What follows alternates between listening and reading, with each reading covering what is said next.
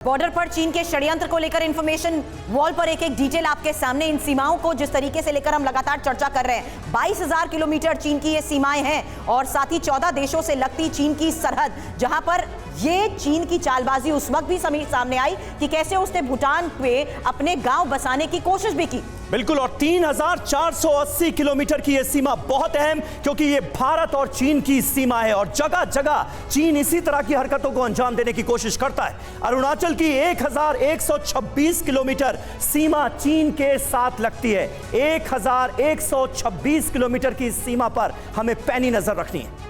और अरुणाचल से सटे 15 इलाकों के नाम भी यहां तक बदल दिए गए हैं। 2017 में चीन ने 6 जगहों के नाम बदल दिए थे और 400 किलोमीटर है ये चीन और भूटान की पूरी सीमा, जहां पर चीन की कब्जे की ये रणनीति को लेकर लगातार खबरें आती रहती है, क्योंकि भूटान में ही करीब 25,000 एकड़ क्षेत्र पर अवैध कब्जा हो चुका है और भूटान की जमीन पर 4 गांव बसाने के आरोप भी चीन पर लगते रहे हैं, जिसका जिक्र मैंने अभी समीर किया। बिल्कुल, और अगले साल से नया सीमा कानून लागू करने जा रहा है चीन। आने वाले वक्त में क्या करेगा, इसे लेकर मन में तमाम तरह की आशंकाएं जन्म लेती हुई नजर आ रही हैं, क्योंकि चीन यहीं पर रुकने वाला है नहीं। भले ही कितने मुंह तोड़ जवाब उसे ना दिए जाएं, भले ही कितना ही सबक क्यों ना सिखा लिया जाए। आशीष, आने वाले वक्त में क्या रणनीति नजर आ रही है, क्योंकि एक के बाद एक नया फ्रंट खोलता हुआ फिलहाल चीन नजर आ रहा है और तवांग पर तो काफी अरसे से चीन नजरें गड़ा कर बैठा था।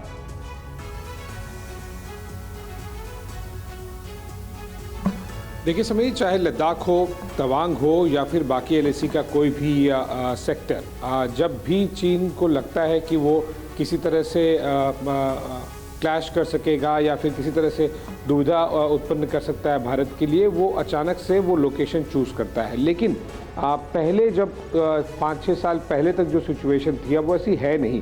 अब वो जो भी सेक्टर चूज़ कर ले उसे ऑलमोस्ट इक्वल, अगर ज़्यादा नहीं तो ऑलमोस्ट इक्वल तो ज़रूर उसे रिटेलिएशन भारत की तरफ से ज़रूर दिखाई देता है। और ये एक बड़ा बदलाव आया है चीन की तरफ से। स्ट्रैटेजी की अगर हम बात करें, जिस तरह से वन ऑफ आवर पैनलिस्ट ने भी मेंशन किया कि ये स्पेसिफिक टाइम बहुत ज़्यादा महत्व रखता है। और दोनों, अब हमें अगर हम लार्जर गेम पर देखेंगे तो हमें रशिया यूक्रेन युद्ध के पॉइंट ऑफ व्यू भी उस लेंस से भी देखना चाहिए, क्योंकि काफ़ी कुछ चीन की हिमाकत उस पॉइंट ऑफ व्यू भी देखी जाएगी और की जाएगी कि किस तरह से विश्व में क्या चल रहा है। और फिर भारत के साथ में ऐसे समय पर सीमा विवाद को एक बार फिर गरमाने से उन्हें क्या फ़ायदा होगा या क्या नुकसान होगा।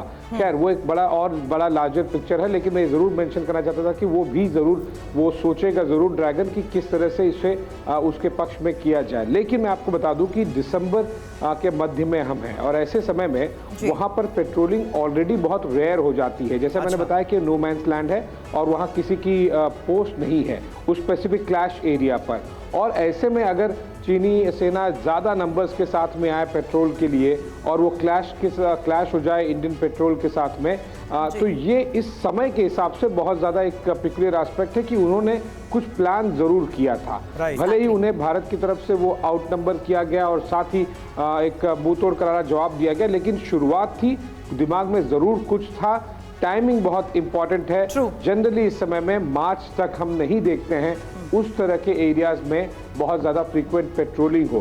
पूरे एरिया में पेट्रोलिंग होना समझ आता है आशीष, लेकिन अचानक 300 सैनिकों का आ जाना एक ही टाइम पर, इसको लेकर और चर्चा और आगे पूरी स्ट्रैटेजी पर और चर्चा करने से पहले इस पूरे इलाके के बारे में समझ रहे हैं हम कि कैसे तवांग विवाद का एक पूरा इतिहास भी है। इंफॉर्मेशन वॉल पर आपके सामने डिटेल, क्योंकि ये किस तरीके से चीन इस पूरे इलाके पर बुरी नजर रखता है। अरुणाचल प्रदेश के तवांग को तिब्बत का हिस्सा मानता है चीन, समीर, और तवांग भी चीन की 5 फिंगर्स ऑफ तिब्बत पॉलिसी में ही शामिल है। बिल्कुल, और इसीलिए तवांग बहुत इंपॉर्टेंट है चीन के लिए। नजरें गड़ाए हुआ है चीन इस पर। 1954 से ही तवांग, लद्दाख, सिक्किम, नेपाल और भूटान पर चीन की पैनी नजर है। लहासा के बाद तिब्बती बौद्धों का सबसे बड़ा मठ तवांग में ही है और यही वजह है कि चीन की बहुत दिलचस्पी है इस इलाके में। 1962 के युद्ध में चीन ने तवांग के कुछ इलाके पर कब्जा कर लिया था और 1986 से 87 में भी देखिए तवांग के पास किस तरीके से